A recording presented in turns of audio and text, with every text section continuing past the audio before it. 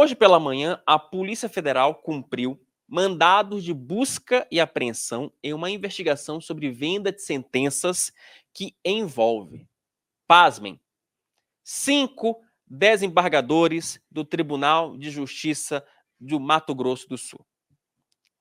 Os magistrados sob suspeita foram afastados dos seus respectivos cargos. Além das buscas, também há medidas como proibição de acesso às dependências do órgão, vedação de comunicação entre os investigados. Um dos afastados por um período de 180 dias foi o presidente do Tribunal de Justiça do Mato Grosso, Sérgio Fernandes Martins. Os outros são Vladimir Abreu da Silva, Marco José de Brito Rodrigues, Sideni Pimentel e Alexandre Aguiar Bastos. Matheus, coloca na tela, por gentileza, aí o comunicado da Polícia Federal, porque tá aqui. Nota da PF. Isso não é o Wilson Lima que está dizendo, é a Polícia Federal. A PF deflagrou nesta quinta-feira a Operação Última Ratio com o objetivo de investigar possíveis crimes de corrupção em venda de sentenças, lavagem de dinheiro, organização criminosa, extorsão e falsificação de escrituras públicas no Poder Judiciário de Mato Grosso do Sul. Estão sendo cumpridos 44 mandados de busca e apreensão expedidos pelo STJ. Em Campo Grande, Brasília, São Paulo e Cuiabá. A ação teve o apoio da Receita Federal e é um desdobramento da Operação Mineração de Ouro, deflagrada em 2021, na qual foram apreendidos materiais com indícios da prática dos referidos crimes. O STJ determinou ainda o afastamento do exercício das funções públicas dos servidores, a proibição do acesso às dependências do órgão público e a vedação de comunicação com pessoas investigadas. Tá? A decisão específica é do STJ. Matheus, coloca na tela, por gentileza, porque... Pronto, agora só confirmando aqui. Os mandados de busca e apreensão foram expedidos pelo ministro do STJ, Francisco Falcão.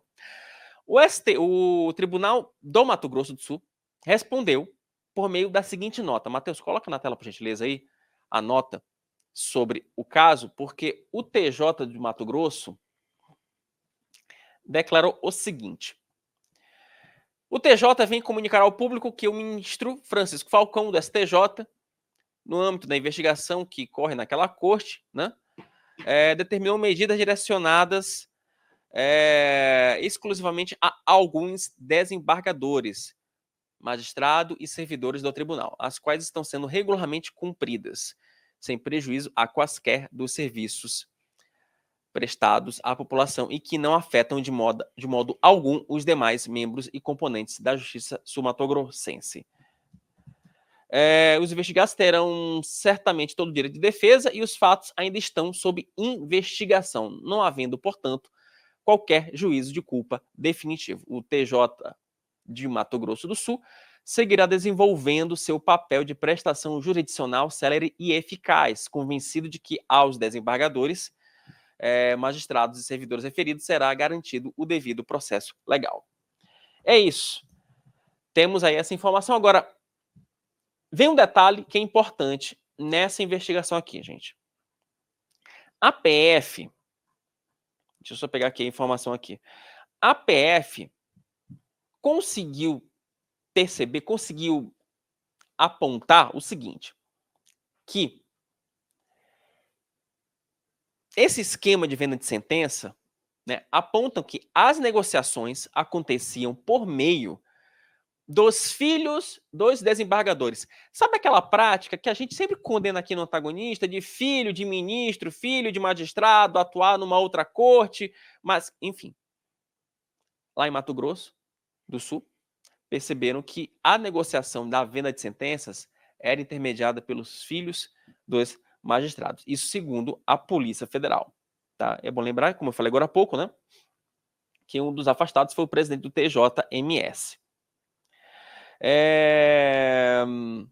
Tem um trecho da PF, do inquérito da PF, que a Folha de São Paulo teve acesso, que aponta o seguinte, né, que as conversas travadas entre analistas judiciários e magistrados corroboram a hipótese criminal levantada no presente inquérito, no sentido de que a negociação das decisões judiciais ocorria por meio dos filhos dos desembargadores. Os filhos são, em sua maioria, advogados e sócios de escritórios de advocacia e utilizariam das pessoas jurídicas na intenção de burlar os mecanismos de rastreamento de fluxo de dinheiro. Ou seja, você utiliza uma PJ para que você não tenha aqui a rastreabilidade desse dinheiro de pessoa física e aí você fugiria de órgãos de controle, como, por exemplo, o COAF.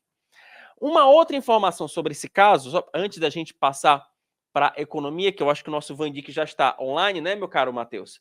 Me confirma aqui. Porque o seguinte, por que essa investigação, gente, ela é importante?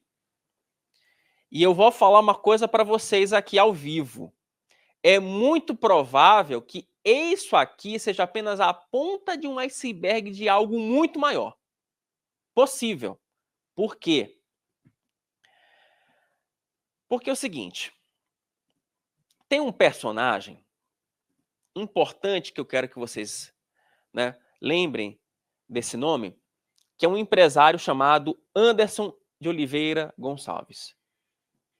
Ele foi um dos alvos dessa operação lá no Mato Grosso do Sul, tá? Segundo a Folha de São Paulo, ele foi um dos alvos dessa operação lá no Mato Grosso do Sul. Por que esse personagem é importante, esse Anderson de Oliveira Gonçalves? É que ele é um elo entre essa investigação lá no Mato Grosso, da Polícia Federal, e uma outra investigação que a Polícia Federal começa a fazer agora, que é uma relacionada à suspeita de venda de sentenças no STJ, no Superior Tribunal de Justiça. O caso foi revelado pela revista Veja há aproximadamente 2 semanas. Esse empresário, ele é apontado, segundo o inquérito da PF, como um dos mediadores entre empresários, entre corruptores e servidores do STJ que estariam envolvidos nesse esquema de corrupção de venda de sentenças. Né? Ele, o Anderson, era interlocutor de um advogado do Mato Grosso chamado Roberto Zampieri, que foi assassinado em dezembro do ano passado. Tá? As conversas, essa investigação no âmbito do STJ, elas foram desencadeadas a partir do momento em que foram descobertas conversas entre Zampieri e esse advogado. O advogado, para a própria revista Veja, já negou qualquer relação com esse esquema de venda de sentenças. E, na investigação específica envolvendo o Tribunal de Justiça do Mato Grosso, o empresário ele é relacionado a suspeitas sobre o desembargador Marcos José de Brito Rodrigues. Segundo os dados obtidos pela PF, o desembargador, melhor dizendo, trocava mensagens pelo menos desde 2018 com o empresário, demonstrando aí um contato próximo nas palavras da Polícia Federal. Gente, vamos acompanhar esse caso com lupa, porque é um caso importantíssimo. Tem também ligação com outros, né? Pode ter ligação com outros casos mais nebulosos. E aqui você fica sabendo de tudo com absoluta imparcialidade.